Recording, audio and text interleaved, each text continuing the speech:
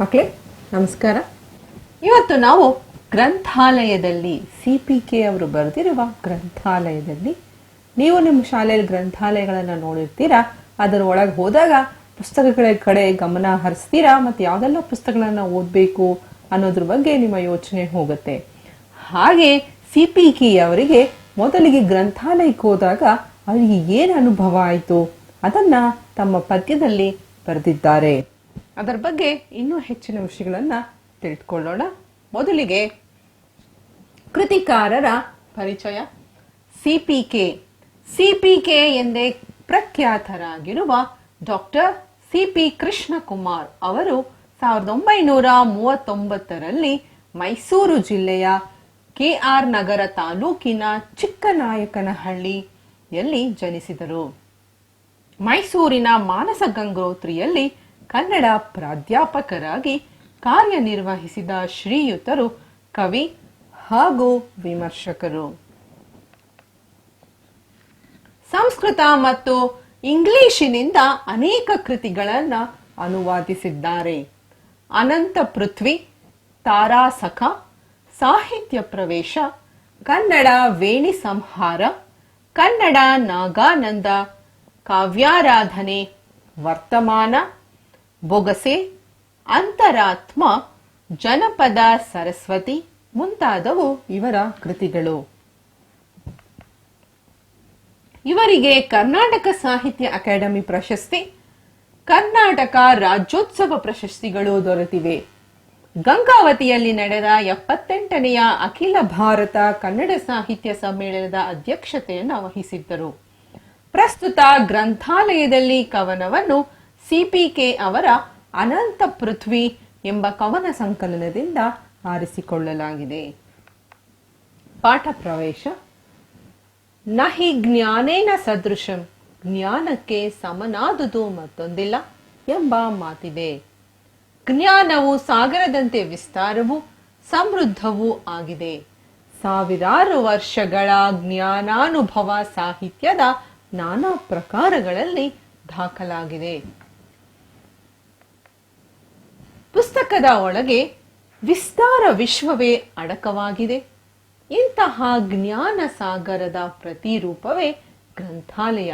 ಪುಸ್ತಕದೊಳಗೆ ಇಡೀ ವಿಸ್ತಾರ ಅಂತ ಹೇಳಿದ್ರೆ ಇಡೀ ವಿಶ್ವವೇ ಅದರಲ್ಲಿ ಅಡಕವಾಗಿದೆ. ಇಂತಹ ಮಹಾನ್ ಜ್ಞಾನವನ್ನ ಹೊಂದಿರುವ ಪ್ರತಿರೂಪವೇ ಗ್ರಂಥಾಲಯ. ಅಪಾರ ಗ್ರಂಥ ರಾಶಿಯ ಮುಂದೆ ನಿಂತಾಗ ನಮ್ಮ ಅಹಂಕಾರ ನಾಶವಾಗಿ ಅಲ್ಪತೆಯ ಅರಿವಾಗುತ್ತದೆ. ಅಷ್ಟೊಂದು ಪುಸ್ತಕಗಳ ಮುಂದೆ ನಿಂತಾಗ ನಮಗೆ ಅರಿವಾಗುತ್ತೆ ನಮಗಿರುವ ಜ್ಞಾನ ಎಷ್ಟರ ಮಟ್ಟಿಗೆ, ಎಷ್ಟು ಪುಸ್ತಕಗಳನ್ನ ಓದಿದ್ದೀವಿ ಅನ್ನುವಂಥ ಒಂದು ಯೋಚನೆಯನ್ನು ಬಂದಾಗ ನಮ್ಮ ಅಹಂಕಾರ ಅದರ ಮುಂದೆ ನಾಶವಾಗುತ್ತದೆ. ಈ ಭಾವನೆ ಗ್ರಂಥಾಲಯದಲ್ಲಿ ಕವನದಲ್ಲಿ ನಿರೂಪಿತವಾಗಿದೆ. ಮಕ್ಕಳೇ, ಪದ್ಯ ಓದ್ತೀನಿ, ಕೇಳಿಸ್ಕೊಳ್ಳಿ. ಕಣ್ದಿಟ್ಟಿ ಹರಿದತ್ತ ಗ್ರಂಥಗಿರಿ ಪಂಕ್ತಿಗಳು ನಿಂತು ಬೆರಗೀಯುತ್ತಿವೆ ಪುಸ್ತಕಾಲಯದಲ್ಲಿ. ಇವುಗಳಡಿ ನಾ ಧೂಳ ಕಣವಾಗಿ ನಿಲ್ಲುವೆನು ಕ್ಷಣಕಾಲ. ಬಂದು ನಿಂತರೆ ಸಾಕು ನನ್ನ ಮತಿ, ಮುದುಡಿ ಹೋಗುವುದಿಲ್ಲಿ ನನ್ನ ಅಹಂಕಾರವನ್ನು ನುಚ್ಚು ನೂರಾಗಿಸುವುದೀ ತಾಣ ಅಪ್ಪಳಿಸಿ. ಒಳಗೆ ಬಂದೆನೋ ಬೇಗ ಹೊರಗೆ ಓಡುವ ತನಕ, ಏಕೆನಲು ಬೆದರುವೆನು ನನಗಿಲ್ಲಿ ಬಹಳಯಕೆ. ಬೇಕು ಯಾರಿಗೆ ಇಂಥ ಶಿಕ್ಷೆ ದೂರವೇ ಇರಲಿ. ಎನಿತು ಹಿರಿ ಬಾಳುಗಳ ಮೇಳ ನೆರೆದಿಹುದಿಲ್ಲಿ. ಈ ಗ್ರಂಥಗಳೋ ಅಂಥ ಬಾಳುಗಳ ಪಳೆಯುಳಿಕೆ. ಇವ ಕಂಡು ಮೂಲವನ್ನು ಚಿತ್ರಿಸಲು ಯತ್ನಿಸುವೆ. ಕಡೆಗೆ ನಿಲ್ಲುವೆ ವಿಶ್ವರೂಪ ಅವಲೋಕನದಿ. ಪಾರ್ಥನೊಳು ತತ್ತರಿಸಿ ಭೀತ ವಿಸ್ಮಿತನಾಗಿ. ಮಕ್ಕಳೇ, ಪದ್ಯಗಳ ಸಾಲುಗಳ ಅರ್ಥಗಳನ್ನ ತಿಳಿದುಕೊಳ್ಳೋಣ. ಕಣ್ದಿಟ್ಟಿ ಹರಿದತ್ತ ಗ್ರಂಥಗಿರಿ ಪಂಕ್ತಿಗಳು. ಕಣ್ಣು ಅಂತ ಹೇಳಿದ್ರೆ ಕಣ್ಣು, ದಿಟ್ಟಿ ಅಂದ್ರೆ ದೃಷ್ಟಿಸಿ ನೋಡುವಾಗ, ಹರಿದತ್ತ ಕಣ್ಣು ಎಲ್ಲೆಲ್ಲ ಹರಿಯುತ್ತೋ ಅಲ್ಲೆಲ್ಲ ಗ್ರಂಥ ಅಂದ್ರೆ ಪುಸ್ತಕಗಳು, ಗಿರಿ ಪಂಕ್ತಿಗಳು. ಗಿರಿ ಅಂತ ಹೇಳಿದ್ರೆ ಇಲ್ಲಿ ಬೆಟ್ಟ, ಬೆಟ್ಟದ ಹಾಗೆ ಸಾಲುಗಳು. ಒಂದೇ ಬೆಟ್ಟ ಇದ್ರೆ ಎಷ್ಟು ದೊಡ್ಡದಾಗಿರುತ್ತೆ ಅಂತಹ ಎಷ್ಟೋ ಬೆಟ್ಟಗಳ ಸಾಲುಗಳನ್ನ ನೋಡಿದ ಹಾಗೆ ಇಲ್ಲಿ ಲೇಖಕರು CPK ಅವರು ಗ್ರಂಥಾಲಯಕ್ಕೆ ಹೋದಾಗ ಕಣ್ಣು ಎಷ್ಟು ಹರಿಸಿದ್ರು, ದೃಷ್ಟಿ ಎಷ್ಟು ಹರಿಸಿದ್ರು ಅದಕ್ಕೆ ಕೊನೆನೇ ಇಲ್ಲದ ಹಾಗೆ ಬೆಟ್ಟದಂತೆ ಕಣ್ಣು ಎಲ್ಲಿಗೆ ಹರಿದ್ರು ಕೂಡ ಇಡೀ ಗ್ರಂಥಾಲಯದಲ್ಲಿ ಪುಸ್ತಕಗಳೇ ತುಂಬಿದೆ. ಗ್ರಂಥಗಳ ಗಿರಿ ಬೆಟ್ಟಗಳ ಹಾಗೆ ಸಾಲು ಸಾಲಾಗಿ ಅಷ್ಟೊಂದು ಪುಸ್ತಕಗಳನ್ನು ಆ ಗ್ರಂಥಾಲಯದಲ್ಲಿ ಜೋಡಿಸಿ ಇಟ್ಟಿದ್ದಾರೆ. ನಿಂತು ಬೆರಗಿಯುತ್ತಿವೆ ಪುಸ್ತಕಾಲಯದಲ್ಲಿ. ನಿಂತ್ಕೊಂಡ್ರೆ ಅಲ್ಲಿ ಬೆರಗು ಅಂದ್ರೆ ಆಶ್ಚರ್ಯ, ವಿಸ್ಮಯ. ಇಷ್ಟೊಂದು ಪುಸ್ತಕಗಳಿದ್ಯಾ, ಇಷ್ಟೊಂದು ಪುಸ್ತಕಗಳ ಜ್ಞಾನವನ್ನ ನಾನು ಪಡಿಬೇಕಾಗಿದ್ಯಾ ಅನ್ನುವ ಆಶ್ಚರ್ಯ. ಪುಸ್ತಕಾಲಯ ಅಂದ್ರೆ ಗ್ರಂಥಾಲಯಕ್ಕೆ ಮತ್ತೊಂದು ಹೆಸರು ಪುಸ್ತಕಾಲಯ. ನಿಂತ್ಕೊಂಡ್ರೆ ಆಶ್ಚರ್ಯ, ವಿಸ್ಮಯ ಎಲ್ಲ ಆಗ್ತಾ ಇದೆ ನನಗೆ. ಅಷ್ಟೊಂದು ಆಶ್ಚರ್ಯ, ಇಷ್ಟೊಂದು ಪುಸ್ತಕಗಳನ್ನ ಕಂಡು. ಇವುಗಳಡಿ ನಾ ಧೂಳ ಕಣವಾಗಿ ನಿಲ್ಲುವೆನು. ಇಷ್ಟೊಂದು ಪುಸ್ತಕಗಳ ಅಡಿ ಅಂದ್ರೆ ಕೆಳಗೆ ನಾನು ನಿಂತಾಗ ನಾನೊಂದು ಧೂಳಿನ ಕಣಕ್ಕೆ ಸಮನಾಗಿ ದೇನೆ. ನನಗೆ ಇಷ್ಟೆಲ್ಲ ಪುಸ್ತಕಗಳ ಅರಿವೇ ಇಲ್ಲ, ನಾನು ಒಂದು ತೃಣ ಮಾತ್ರ ಇಲ್ಲಿ, ಒಂದೇ ಒಂದು ಧೂಳಿನ ಕಣ ನಾನು ಅಂತ ಹೇಳಿ ಅನ್ನಿಸ್ತಾ ಇದೆ ಅವರಿಗೆ. ಕ್ಷಣಕಾಲ ಬಂದು ನಿಂತರೆ ಸಾಕು ನನ್ನ ಮತಿ. ಕ್ಷಣಕಾಲ ಅಂದ್ರೆ ಒಂದೇ ಒಂದು ನಿಮಿಷಗಳ ಕಾಲ ಅಲ್ಲೇನಾದ್ರೂ ಆ ಪುಸ್ತಕಾಲಯಕ್ಕೆ ಹೋಗಿ ನಿಂತ್ಕೊಂಡ್ರೆ ಸಾಕು ನನ್ನ ಮತಿ ಅಂದ್ರೆ ನನ್ನ ಬುದ್ಧಿ, ನನ್ನ ತಲೆಯಲ್ಲಿ ಮುದುಡಿ ಹೋಗುವುದಿಲ್ಲಿ ನನ್ನ ಅಹಂಕಾರವನು. ನನ್ನ ತಲೆಯಲ್ಲಿ ಒಂದು ಅಹಂಕಾರ ಇತ್ತು, ನಾನು ಎಷ್ಟೊಂದು ಪುಸ್ತಕ ಓದಿದ್ದೀನಿ, ನನಗೆ ಬಹಳಷ್ಟು ಜ್ಞಾನ ಇದೆ, ನಾನೆಲ್ಲ ತಿಳ್ಕೊಂಡಿದ್ದೀನಿ ಅನ್ನೋ ಒಂದು ಅಹಂಕಾರ ಇತ್ತು. ಆದ್ರೆ ಈ ಗ್ರಂಥಾಲಯದಲ್ಲಿ ಈ ಪುಸ್ತಕ ರಾಶಿಗಳಲ್ಲಿ ಬಂದು ನಿಂತಾಗ ನನಗೆ ಅರ್ಥ ಆಯ್ತು, ನನ್ನ ತಲೆಯಲ್ಲಿರುವಂತಹ ಜ್ಞಾನ ಎಷ್ಟರ ಮಟ್ಟಿಗೆ ಇರುವ ಸ್ವಲ್ಪ ಜ್ಞಾನ ಕೂಡ ಇಲ್ಲಿ ಮುದುಡಿ ಹೋಗ್ತಾ ಇದೆ. ಅದೆಷ್ಟು ಸಾಲೋದಿಲ್ಲ. ನನ್ನ ಅಹಂಕಾರವನ್ನು ಕೂಡ ಈ ಪುಸ್ತಕಗಳ ರಾಶಿಯಲ್ಲಿ ಕಡಿಮೆ ಆಯಿತು. ನುಚ್ಚು ನೂರಾಗಿಸುವುದಿ ತಾಣ ಅಪ್ಪಳಿಸಿ. ಇಷ್ಟೊಂದು ಪುಸ್ತಕಗಳು ನನ್ನಲ್ಲಿರುವಂತಹ ಅಹಂಕಾರವನ್ನು ನುಚ್ಚು ನೂರು ತುಂಡಾಗಿಸ್ಬಿಡ್ತು. ನನಗಿರುವಂತಹ ಅಹಂಕಾರವನ್ನು, ನಾನೇ ಹೆಚ್ಚು, ನನಗೆ ಎಲ್ಲ ತಿಳಿದಿದೆ ಅನ್ನೋ ಅಹಂಕಾರ ಇತ್ತಲ್ಲ ನನ್ನ ಜ್ಞಾನದ ಬಗ್ಗೆ, ಆ ಅಹಂಕಾರವನ್ನ ನುಚ್ಚು ನೂರಾಗಿಸಿ ತಾಣ ಅಂತ ಹೇಳಿದ್ರೆ ನೆಲೆ, ಬೀಡು, ಸ್ಥಳ. ಯಾವ ತಾಣ ಅದು ಈ ಗ್ರಂಥಾಲಯದಲ್ಲಿ ನನ್ನ ಎಲ್ಲ ಅಹಂಕಾರಗಳು ನುಚ್ಚು ನೂರಾಗಿ ಅಪ್ಪಳಿಸಿದವು, ಕೆಳಗೆ ಬಿದ್ದವು. ಸೊ ಯಾವುದೇ ರೀತಿ ನಾನು ಜ್ಞಾನವನ್ನ ಪಡೆದಿಲ್ಲ, ಇಷ್ಟೊಂದು ಪುಸ್ತಕಗಳನ್ನ ಓದಿ ಸಂಪಾದಿಸುವಂತಹ ಜ್ಞಾನ ಮತ್ತಷ್ಟಿದೆ ಅನ್ನುವ ಅನುಭವ ಅವರಿಗೆ ಗ್ರಂಥಾಲಯದಲ್ಲಿ ಆಯಿತು. ಒಳಗೆ ಬಂದೇನೋ ಬೇಗ ಹೊರಗೆ ಓಡುವ ತವಕ. ಒಳಗೇನೋ ಬಂದೆ ಪುಸ್ತಕಗಳನ್ನ ನೋಡೋಣ ಅಂತ ಹೇಳಿ, ಆದರೆ ಅಷ್ಟೊಂದು ಪುಸ್ತಕಗಳನ್ನ ಕಂಡು ಬೇಗ ಇಲ್ಲಿಂದ ಹೊರಗೆ ಹೋಗ್ಬಿಡ್ಬೇಕು, ನನ್ನಲ್ಲಿರುವ ಜ್ಞಾನ ಏನೂ ಇಲ್ಲ, ನಾನಿದ್ರ ಮುಂದೆ ಏನೂ ಇಲ್ಲ, ಒಂದು ಧೂಳಿನ ಕಣವಾಗಿದ್ದೀನಿ, ಇಲ್ಲೇ ನಿಂತ್ಕೊಳ್ಬಾರ್ದು, ಇಲ್ಲಿಂದ ಬೇಗ ಹೊರಗೆ ಹೋಗಿರ್ಬಿಡ್ಬೇಕು. ಓಡುವ ತವಕ ಅಂತ ಹೇಳಿದ್ರೆ ಬಯಕೆ, ಆತುರ. ಒಂದೇ ಸಮ ಬಯಕೆ, ಆತುರವಾಗಿ ಇಲ್ಲಿಂದ ತಕ್ಷಣ ಇಲ್ಲಿಂದ ಹೋಗ್ಬಿಡ್ಬೇಕು, ಇದ್ರೊಳಗಡೆ ನಿಂತ್ಕೊಂಡು ಹೆಚ್ಚು ಸಮಯ ಕಳೆಯೋದು ನನ್ನಿಂದ ಸಾಧ್ಯ ಆಗ್ತಾ ಇಲ್ಲವ ಅನ್ನುವ ಬಯಕೆ ಅವರಲ್ಲಿ ಉಂಟಾಯ್ತು. ಏಕೆನಲು ಬೆದರುವೆನು ನನಗಿಲ್ಲಿ ಬಹಳಯಕೆ. ಯಾಕೆ ಓಡ್ಬೇಕು ಅಂತ ಅನಿಸ್ತಾ ಇದೆ ಅಂತ ಕೇಳಿದ್ರೆ, ಇಲ್ಲಿ ನನಗೆ ಬೆದರು, ಹೆದರಿಕೆ, ಭಯ, ಅಂಜಿಕೆ ಆಗ್ತಿದೆ. ಬಹಳಯಕೆ, ಅಂದ್ರೆ ನನ್ನ ಈ ಹೊರಗಿನ ಪ್ರಪಂಚದಲ್ಲಿ ಇರುವಂತಹ ಜ್ಞಾನವನ್ನ ಪಡೆಯುವಂತಹ ಬಯಕೆ ನನ್ನಲ್ಲಿ ಹೆಚ್ಚಾಗ್ತಾ ಇದೆ.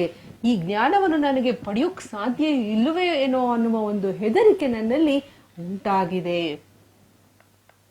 ಬೇಕು ಯಾರಿಗೆ ಇಂತಹ ಶಿಕ್ಷೆ ದೂರವೇ ಇರಲಿ. ಈ ಜ್ಞಾನವನ್ನು ಪಡಿಬೇಕು ಅನ್ನುವ ಒಂದು ಇದರಲ್ಲಿ ನಾನು ಇಷ್ಟೊಂದು ಶಿಕ್ಷೆಯನ್ನ ಅನುಭವಿಸ್ಬೇಕಾ? ಯಾಕೆ ಬೇಕು ಈ ತರ ಒಂದು ಶಿಕ್ಷೆ? ನನಗೆ ಇಲ್ಲಿಂದ ನಾನು ದೂರನೇ ಉಳಿತೀನಿ.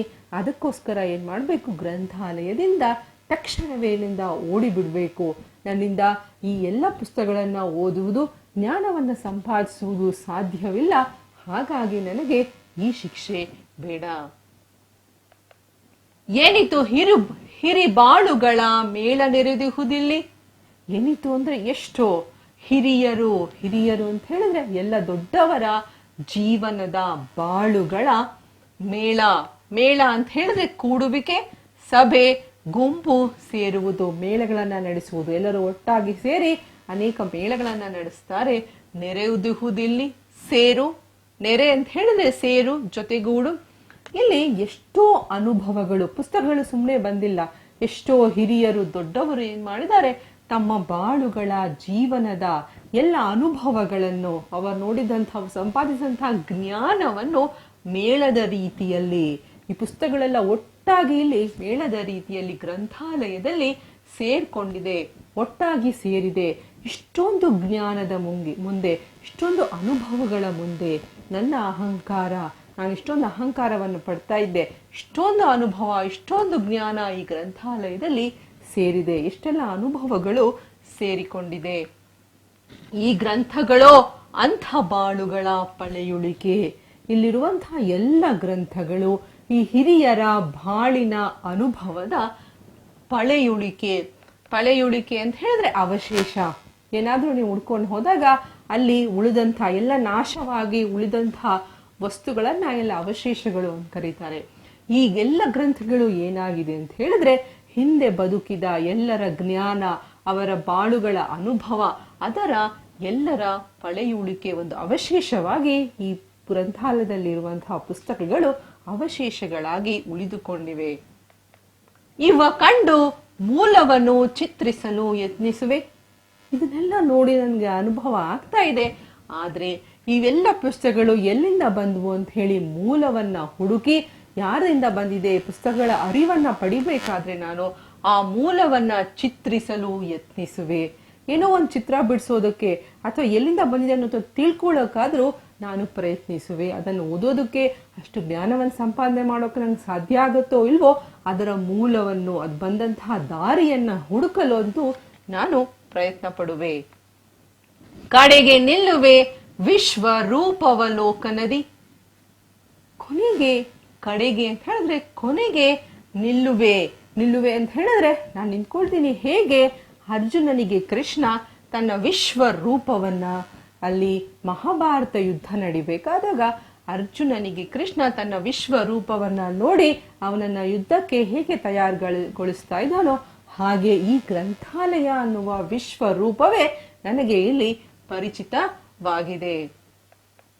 ಪಾರ್ಥನಲು ತತ್ತರಿಸಿ ಭೀತ ವಿಸ್ಮಿತನಾಗಿ. ಅಲ್ಲಿ ಯುದ್ಧ ಭೂಮಿಯಲ್ಲಿ ವಿಶ್ವ ರೂಪವನ್ನು ಕಂಡಂತಹ ಪಾರ್ಥ ಅಂದ್ರೆ ಅರ್ಜುನನಿಗೆ ತತ್ತರಿಸಿ, ಅರ್ಜುನನಿಗೆ ಯಾವ ಅನುಭವವಾಯಿತು? ನಡುತ್ತಾ ಇದ್ದಾನೆ ಅವನು. ಕೃಷ್ಣನನ್ನ ವಿಶ್ವರೂಪದಲ್ಲಿ ನೋಡಿದಂತಹ ಒಂದು ಅನುಭವ ಹೇಗಿತ್ತು ಅವನಿಗೆ ಅಂದ್ರೆ ಕಂಪಿಸ್ತಾ ಇದ್ದಾನೆ.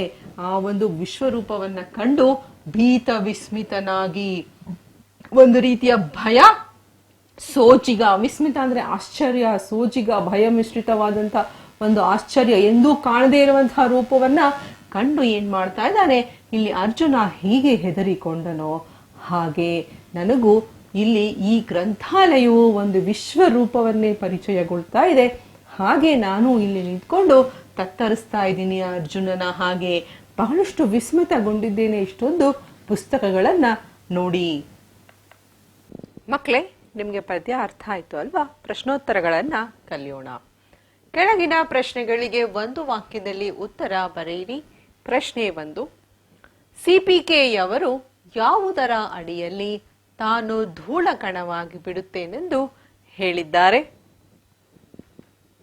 ಉತ್ತರ, ಗ್ರಂಥಾಲಯದಲ್ಲಿರುವ ಪುಸ್ತಕಗಳ ಸಾಲುಗಳ ಕೆಳಗೆ ನಿಂತಾಗ ಧೂಳಕಣವಾಗುವೆನೆಂದಿದ್ದಾರೆ. ಪ್ರಶ್ನೆ 2, ಕವಿಯು ತನ್ನ ಮತಿಯಲ್ಲಿ ಮುದುಡಿ ಹೋಗುತ್ತದೆ ಎಂದಿದ್ದಾರೆ? ಉತ್ತರ, ಗ್ರಂಥಗಳ ಸಾಲುಗಳ ಕೆಳಗೆ ನಿಂತಾಗ ಎಂದಿದ್ದಾರೆ. ಪ್ರಶ್ನೆ 3, ಅಹಂಕಾರವನ್ನು ನುಚ್ಚು ನೂರಾಗಿಸುವ ತಾಣ ಯಾವುದೆಂದು ಸಿಪಿಕೆಯವರು ಹೇಳಿದ್ದಾರೆ? ಉತ್ತರ, ಗ್ರಂಥಾಲಯದ ಒಳಗೆ ಹೋದಾಗ ಅವರ ಅಹಂಕಾರವು ನುಚ್ಚು ನೂರಾಯಿತು ಎಂದು ಹೇಳಿದ್ದಾರೆ. ಪ್ರಶ್ನೆ 4, ಸಿಪಿಕೆಯವರು ಗ್ರಂಥಗಳನ್ನು ಯಾವುದರ ಪಳೆಯುಳಿಕೆ ಎಂದಿದ್ದಾರೆ? ಉತ್ತರ, ಹಿರಿಯರ ಬಾಳುಗಳ ಪಳೆಯುಳಿಕೆ ಈ ಪುಸ್ತಕಗಳು ಎಂದು ಹೇಳಿದ್ದಾರೆ. ಪ್ರಶ್ನೆ 5, ಸಿಪಿಕೆಯವರು ಯಾವುದನ್ನು ವಿಶ್ವರೂಪಾವಲೋಕನ ಎಂದಿದ್ದಾರೆ? ಉತ್ತರ: ಗ್ರಂಥಾಲಯದಲ್ಲಿರುವ ಪುಸ್ತಕಗಳ ಸಾಲುಗಳು ವಿಶ್ವರೂಪಾವಲೋಕನ ಎಂದಿದ್ದಾರೆ. ಪ್ರಶ್ನೆ 6. ಭೀತ ವಿಸ್ಮಿತರಾದ ಕವಿ ಯಾರ ಹಾಗೆ ತತ್ತರಿಸಿದರು? ಉತ್ತರ: ಪಾರ್ಥ ಅಂದ್ರೆ ಅರ್ಜುನನ ಹಾಗೆ ಅವರು ತತ್ತರಿಸಿದರು. ಕೆಳಗಿನ ಪ್ರಶ್ನೆಗಳಿಗೆ 3-4 ವಾಕ್ಯಗಳಲ್ಲಿ ಉತ್ತರಿಸಿ. ಪ್ರಶ್ನೆ 1. ಗ್ರಂಥಾಲಯವನ್ನು ಹೊಕ್ಕಾಗ ಕವಿಗೆ ಆದ ಅನುಭವವನ್ನು ತಿಳಿಸಿ. ಉತ್ತರ: ಕಣ್ಣಿನ ದೃಷ್ಟಿ ಹರಿಯುವವರೆಗೂ ಬೆಟ್ಟದ ಸಾಲಿನಂಥ ಗ್ರಂಥಗಳ ಸಾಲುಗಳನ್ನು ಕಂಡು ಬೆರಗಾಗಿ ನಿಂತು ಒಂದು ಕ್ಷಣ ಯೋಚಿಸಿದಾಗ ತಮ್ಮ ಮನದಲ್ಲಿನ ಅಹಂಕಾರವು ಆ ಗ್ರಂಥ ಸಾಲುಗಳ ಕೆಳಗೆ ಧೂಳಿನ ಕಣದಂತೆ ಎಂಬ ಭಾವನೆ ಅವರಿಗೆ ಉಂಟಾಯಿತು ಎಂದಿದ್ದಾರೆ. ಪ್ರಶ್ನೆ 2. ಕವಿ ಸಿಪಿಕೆಯವರು ಗ್ರಂಥಾಲಯದಲ್ಲಿ ಭೀತ ವಿಸ್ಮಿತರಾಗಿ ನಿಂತಿದ್ದುದೇಕೆ?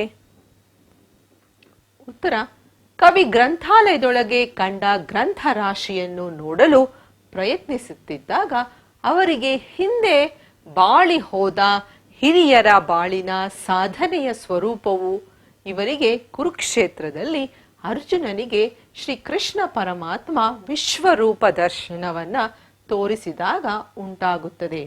ಇವರು ತತ್ತರಿಸುತ್ತಾ ಭೀತ ವಿಸ್ಮಿತರಾಗಿ ನಿಂತಿದ್ದರು. ಪ್ರಶ್ನೆ 3. ಸಿಪಿಕೆಯವರು ಹಿರಿಬಾಳುಗಳ ಪಳೆಯುಳಿಕೆ ಎಂದು ಯಾವುದನ್ನು ಕರೆದಿದ್ದಾರೆ, ಏಕೆ? ಉತ್ತರ: ಕವಿ ಗ್ರಂಥಾಲಯದ ಒಳಗೆ ಹೋಗಿ ಅಲ್ಲಿರುವ ಗ್ರಂಥಗಳನ್ನು ಓದಲು ಪ್ರಯತ್ನಿಸುತ್ತಿದ್ದಾಗ ಹಿಂದೆ ಬಾಳಿ ಬದುಕಿದ ಅನೇಕ ಹಿರಿಯರು ಮಹಾತ್ಮರ ಸಾಧಕರ ಜೀವನದ ಸಾಧನೆಯ ಪಳೆಯುಳಿಕೆಗಳು ಎಂದು ಹೇಳಿದ್ದಾರೆ. ಸಂದರ್ಭದೊಡನೆ ವಿವರಿಸಿ. ಪ್ರಶ್ನೆ 1. ಕಣ್ದಿಟ್ಟಿ ಹರಿದಂತ ಗ್ರಂಥಗಿರಿ ಪಂಕ್ತಿಗಳು. ಉತ್ತರ: ಈ ಸಾಲನ್ನು ಸಿಪಿಕೆಯವರು ಬರೆದಿರುವ ಗ್ರಂಥಾಲಯದಲ್ಲಿ ಎಂಬ ಪದ್ಯದಿಂದ ಆರಿಸಲಾಗಿದೆ. ಈ ಮಾತನ್ನು ಕವಿಯವರು ಹೇಳಿದ್ದಾರೆ. ಕವಿ ಸಿಪಿಕೆ ಗ್ರಂಥಾಲಯದ ಒಳಗೆ ಹೋದಾಗ ಅವರ ಕಣ್ಣಿನ ದೃಷ್ಟಿ ಹರಿಯುವ ತನಕ ಗ್ರಂಥಗಳು ಬೆಟ್ಟಗಳ ಸಾಲಿನಂತೆ ಕಂಡವು ಎಂದು ಹೇಳಿದ್ದಾರೆ. ಪ್ರಶ್ನೆ 2. ಮುದುಡಿ ಹೋಗುವುದಿಲ್ಲಿ ನನ್ನ ಅಹಂಕಾರ. ಉತ್ತರ: ಈ ಸಾಲನ್ನು ಸಿಪಿಕೆಯವರು ಬರೆದಿರುವ ಗ್ರಂಥಾಲಯ ಪದ್ಯದಿಂದ ಆರಿಸಲಾಗಿದೆ. ಈ ಮಾತನ್ನ ಕವಿ ಹೇಳಿದ್ದಾರೆ. ಗ್ರಂಥಾಲಯದ ಒಳಗೆ ಹೋಗಿ ಅಲ್ಲಿರುವ ಗ್ರಂಥಗಳನ್ನ ನೋಡಿ ಇವರ ಅಹಂಕಾರ ಮುದುಡಿ ಹೋಯಿತು ಎಂದಿದ್ದಾರೆ. ಪ್ರಶ್ನೆ 3. ಪಾರ್ಥನೊಲು ತತ್ತರಿಸಿ ವಿಸ್ಮಿತನಾಗಿ. ಉತ್ತರ: ಈ ವಾಕ್ಯವನ್ನು ಸಿಪಿಕೆಯವರು ಬರೆದಿರುವ ಗ್ರಂಥಾಲಯದಲ್ಲಿ ಎಂಬ ಪದ್ಯದಿಂದ ಆರಿಸಿದೆ. ಈ ಮಾತನ್ನು ಕವಿ ಹೇಳಿದ್ದಾರೆ. ಕವಿ ಗ್ರಂಥಾಲಯದೊಳಗೆ ಹೋದಾಗ ಅಲ್ಲಿರುವ ಹಿರಿಯರು ಬರೆದ ಗ್ರಂಥಗಳಲ್ಲಿ ಅವರ ಜೀವನ ಸಾಧನೆಗಳ ಬಗ್ಗೆ ತಿಳಿದಾಗ ಅರ್ಜುನನ ವಿಶ್ವರೂಪ ದರ್ಶನ ಕಂಡು ಬೆರಗಾದಂತೆ ತಮಗೂ ಆಯಿತೆಂದಿದ್ದಾರೆ. ಕೆಳಗಿನ ಪ್ರಶ್ನೆಗಳಿಗೆ 8-10 ವಾಕ್ಯಗಳಲ್ಲಿ ಉತ್ತರಿಸಿ. ಪ್ರಶ್ನೆ 1. ಗ್ರಂಥಾಲಯದ ಬಗ್ಗೆ ಕವಿ ವ್ಯಕ್ತಪಡಿಸಿರುವ ಭಾವನೆಗಳನ್ನು ನಿಮ್ಮ ಮಾತುಗಳಲ್ಲಿ ಬರೆಯಿರಿ. ಉತ್ತರ: ನಹಿ ಜ್ಞಾನೇನ ಸದೃಶಂ, ಜ್ಞಾನಕ್ಕೆ ಸಮನಾದುದು ಬೇರೊಂದಿಲ್ಲ ಎಂಬ ಮಾತಿದೆ. ಜ್ಞಾನವು ಸಾಗರದಂತೆ ವಿಸ್ತಾರವೂ ಸಮೃದ್ಧವೂ ಆಗಿದೆ. ಸಾವಿರಾರು ವರ್ಷಗಳ ಜ್ಞಾನಾನುಭವ ಸಾಹಿತ್ಯದ ನಾನಾ ಪ್ರಕಾರಗಳಲ್ಲಿ ದಾಖಲಾಗಿದೆ. ಪುಸ್ತಕಗಳ ಒಳಗೆ ವಿಸ್ತಾರವಾದ ವಿಶ್ವವೇ ಅಡಗಿದೆ. ಇಂತಹ ಜ್ಞಾನ ಸಾಗರದ ಪ್ರತಿರೂಪವೇ ಗ್ರಂಥಾಲಯ. ಕವಿ ಸಿಪಿಕೆಯವರು ಈ ಕವನದಲ್ಲಿ ಗ್ರಂಥಾಲಯದ ಒಳಗೆ ಹೋದಾಗ ಅಲ್ಲಿರುವ ಪುಸ್ತಕ ರಾಶಿಗಳು ಬೆಟ್ಟದ ಸಾಲುಗಳಂತೆ ಜೋಡಿಸಿರುವುದನ್ನು, ಕಣ್ಣ ದೃಷ್ಟಿ ಹರಿಯುವ ತನಕ ಇರುವುದನ್ನು ಕಂಡು ಬೆರಗಾಗಿ ಅವುಗಳ ಕೆಳಗೆ ನಿಂತರೆ ಸಾಕು, ತಮ್ಮ ತಲೆಯಲ್ಲಿರುವ ಅಹಂಕಾರ ಬುದ್ಧಿ ಮುದುಡಿ ಹೋಗಿ ಪುಸ್ತಕಗಳ ಕೆಳಗೆ ಧೂಳಿನ ಕಣವಾಗಿ ನಿಲ್ಲುವೆನು ಎಂದಿದ್ದಾರೆ. ಅವರ ಅಹಂಕಾರ ನುಚ್ಚು ನೂರಾಗಿ ಅಲ್ಲಿಂದ ಹೊರಗೆ ಓಡಬೇಕೆನಿಸುವುದು ಏಕೆಂದರೆ ಅನೇಕ ಹಿರಿಯರ ಜೀವನದ ಶ್ರಮದ ಫಲ ಅಲ್ಲಿ ನೆರೆದಿದೆ. ಅಂತಹ ಗ್ರಂಥಗಳನ್ನು ಕಂಡು ಅವು ಇಂದಿನವರ ಬಾಳಿನ ಸಾಧನೆಯ ಪಳೆಯುಳಿಕೆಗಳಾಗಿರುವುದರಿಂದ ತಿಳಿಯುವ ಕುತೂಹಲದಿಂದ ಹೊಳಹೊಕ್ಕಿ ನೋಡಿದಾಗ ಅವರಿಗೆ ಮಹಾಭಾರತದ ಕುರುಕ್ಷೇತ್ರದಲ್ಲಿ ಅರ್ಜುನನಿಗೆ ಶ್ರೀಕೃಷ್ಣ ಪರಮಾತ್ಮ ವಿಶ್ವರೂಪ ದರ್ಶನ ತೋರಿಸಿದಂತೆ ಅನುಭವವಾಯಿತು. ಕವಿಗೆ ಗ್ರಂಥಾಲಯದ ಒಳಗೆ ಹೋದಾಗ ಉಂಟಾಗಿ ನಡುಗಿ ಭಯದಿಂದ ವಿಸ್ಮಿತರಾದರು ಎಂದು ಹೇಳಿದ್ದಾರೆ. ಪ್ರಶ್ನೆ 2. ಗ್ರಂಥರಾಶಿಯ ಮುಂದೆ ಮನುಷ್ಯನ ಅಹಂಕಾರ ನುಚ್ಚುನೂರಾಗುತ್ತದೆ ಎಂಬ ಭಾವನೆ ಗ್ರಂಥಾಲಯದಲ್ಲಿ ಕವನದಲ್ಲಿ ಹೇಗೆ ವ್ಯಕ್ತವಾಗಿದೆ ವಿವರಿಸಿರಿ. ಉತ್ತರ: ನಹಿ ಜ್ಞಾನೇನ ಸದೃಶಂ, ಜ್ಞಾನಕ್ಕೆ ಸಮನಾದುದು ಬೇರೊಂದಿಲ್ಲ ಎಂಬ ಮಾತಿದೆ. ಜ್ಞಾನವು ಸಾಗರದಂತೆ ವಿಸ್ತಾರವೂ ಸಮೃದ್ಧವೂ ಆಗಿದೆ. ಸಾವಿರಾರು ವರ್ಷಗಳ ಜ್ಞಾನಾನುಭವ ಸಾಹಿತ್ಯದ ನಾನಾ ಪ್ರಕಾರಗಳಲ್ಲಿ ದಾಖಲಾಗಿದೆ. ಪುಸ್ತಕಗಳ ಒಳಗೆ ವಿಸ್ತಾರವಾದ ವಿಶ್ವವೇ ಅಡಗಿದೆ. ಇಂತಹ ಜ್ಞಾನ ಸಾಗರದ ಪ್ರತಿರೂಪವೇ ಗ್ರಂಥಾಲಯ. ಕವಿ CPKಯವರು ಈ ಕವನದಲ್ಲಿ ಗ್ರಂಥಾಲಯದ ಒಳಗೆ ಹೋದಾಗ ಅಲ್ಲಿರುವ ಪುಸ್ತಕ ರಾಶಿಗಳು ಬೆಟ್ಟದ ಸಾಲುಗಳಂತೆ ಜೋಡಿಸಿರುವುದನ್ನು, ಕಣ್ಣ ದೃಷ್ಟಿ ಹರಿಯುವ ತನಕ ಇರುವುದನ್ನು ಕಂಡು ಬೆರಗಾಗಿ ಅವುಗಳ ಕೆಳಗೆ ನಿಂತರೆ ಸಾಕು, ತಮ್ಮ ತಲೆಯಲ್ಲಿರುವ ಅಹಂಕಾರ ಬುದ್ಧಿ ಮುದುಡಿ ಹೋಗಿ ಪುಸ್ತಕಗಳ ಕೆಳಗೆ ಧೂಳಿನ ಕಣವಾಗಿ ನಿಲ್ಲುವೆನೆಂದಿದ್ದಾರೆ. ಅವರ ಅಹಂಕಾರ ನುಚ್ಚು ನೂರಾಗಿ ಅಲ್ಲಿಂದ ಹೇರಿ ಹೊರಗೆ ಓಡಬೇಕೆನಿಸುವುದು ಏಕೆಂದರೆ ಅನೇಕ ಹಿರಿಯರ ಜೀವನದ ಶ್ರಮದ ಫಲ ಅಲ್ಲಿ ನೆರೆದಿದೆ. ಅಂತಹ ಗ್ರಂಥಗಳನ್ನು ಕಂಡು ಅವು ಹಿಂದಿನವರ ಬಾಳಿನ ಸಾಧನೆಯ ಪಳೆಯುಳಿಕೆಗಳಾಗಿದ್ದರಿಂದ ತಿಳಿಯುವ ಕುತೂಹಲದಿಂದ ಒಳಹೊಕ್ಕಿ ನೋಡಿದಾಗ ಅವರಿಗೆ ಮಹಾಭಾರತದ ಕುರುಕ್ಷೇತ್ರದಲ್ಲಿ ಅರ್ಜುನನಿಗೆ ಶ್ರೀಕೃಷ್ಣ ಪರಮಾತ್ಮ ವಿಶ್ವರೂಪ ದರ್ಶನ ತೋರಿಸಿದಂತೆ ಅನುಭವವಾಗಿ ಕವಿಗೆ ಗ್ರಂಥಾಲಯದ ಒಳಗೆ ಹೋದಾಗ ಉಂಟಾಗಿ ನಡುಗಿ ಭಯದಿಂದ ವಿಸ್ಮಿತರಾದರು ಎಂದು ಹೇಳಿದ್ದಾರೆ. ಸಾರಾಂಶ: ನಹಿ ಜ್ಞಾನೇನ ಸದೃಶಂ, ಜ್ಞಾನಕ್ಕೆ ಸಮನಾದುದು ಬೇರೊಂದಿಲ್ಲ ಎಂಬ ಮಾತಿದೆ. ಜ್ಞಾನವು ಸಾಗರದಂತೆ ವಿಸ್ತಾರವೂ ಸಮೃದ್ಧವೂ ಆಗಿದೆ.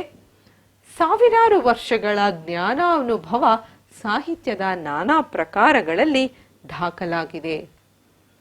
ಬೆರಗಾಗಿ ಅವುಗಳ ಕೆಳಗೆ ನಿಂತರೆ ಸಾಕು, ತಮ್ಮ ತಲೆಯಲ್ಲಿರುವ ಅಹಂಕಾರ ಬುದ್ಧಿ ಮುದುಡಿ ಹೋಗಿ ಪುಸ್ತಕಗಳ ಕೆಳಗೆ ಧೂಳಿನ ಕಣವಾಗಿ ನಿಲ್ಲುವೆನೆಂದಿದ್ದಾರೆ. ಅವರ ಅಹಂಕಾರ ನುಚ್ಚು ನೂರಾಗಿ ಅಲ್ಲಿಂದ ಹೊರಗೆ ಓಡಬೇಕೆನಿಸುವುದು ಏಕೆಂದರೆ ಅನೇಕ ಹಿರಿಯರ ಜೀವನದ ಶ್ರಮದ ಫಲ ಅಲ್ಲಿ ನೆರೆದಿದೆ. ಪುಸ್ತಕಗಳ ಒಳಗೆ ವಿಸ್ತಾರವಾದ ವಿಶ್ವ ಅಡಗಿದೆ. ಇಂತಹ ಜ್ಞಾನ ಸಾಗರದ ಪ್ರತಿರೂಪವೇ ಗ್ರಂಥಾಲಯ. ಕವಿ CPKಯವರು ಈ ಕವನದಲ್ಲಿ ಗ್ರಂಥಾಲಯದ ಒಳಗೆ ಹೋದಾಗ ಅಲ್ಲಿರುವ ಪುಸ್ತಕ ರಾಶಿಗಳು ಬೆಟ್ಟದ ಸಾಲುಗಳಂತೆ ಜೋಡಿಸಿರುವುದನ್ನು, ಕಣ್ಣ ದೃಷ್ಟಿ ಹರಿಯುವ ತನಕ ಇರುವುದನ್ನು ಕಂಡು, ಅಂತಹ ಗ್ರಂಥಗಳನ್ನು ಕಂಡು ಅವು ಹಿಂದಿನವರ ಬಾಳಿನ ಸಾಧನೆಯ ಪಳೆಯುಳಿಕೆಗಳಾಗಿರುವುದರಿಂದ ತಿಳಿಯುವ ಕುತೂಹಲದಿಂದ ಒಳಹೊಕ್ಕಿ ನೋಡಿದಾಗ ಅವರಿಗೆ ಮಹಾಭಾರತದ ಕುರುಕ್ಷೇತ್ರದಲ್ಲಿ ಅರ್ಜುನನಿಗೆ ಶ್ರೀಕೃಷ್ಣ ಪರಮಾತ್ಮ ವಿಶ್ವರೂಪ ದರ್ಶನ ತೋರಿಸಿದಂತೆ ಅನುಭವ. ಕವಿಗೆ ಗ್ರಂಥಾಲಯದ ಒಳಗೆ ಹೋದಾಗ ಉಂಟಾಗಿ ನಡುಗಿ ಭಯದಿಂದ ವಿಸ್ಮಿತರಾದರು ಎಂದು ಹೇಳಿದ್ದಾರೆ. ಮಕ್ಕಳೇ, ಗ್ರಂಥಾಲಯದಲ್ಲಿ CPK ನಿಮಗೆಲ್ಲ ಪದ್ಯ ಅರ್ಥ ಆಗಿದೆ ಅನ್ಕೊಳ್ತೀನಿ. ಮತ್ತೊಂದ್ಸತಿ ಓದಿ ಅಭ್ಯಾಸ ಮಾಡಿ. ನಮಸ್ಕಾರ.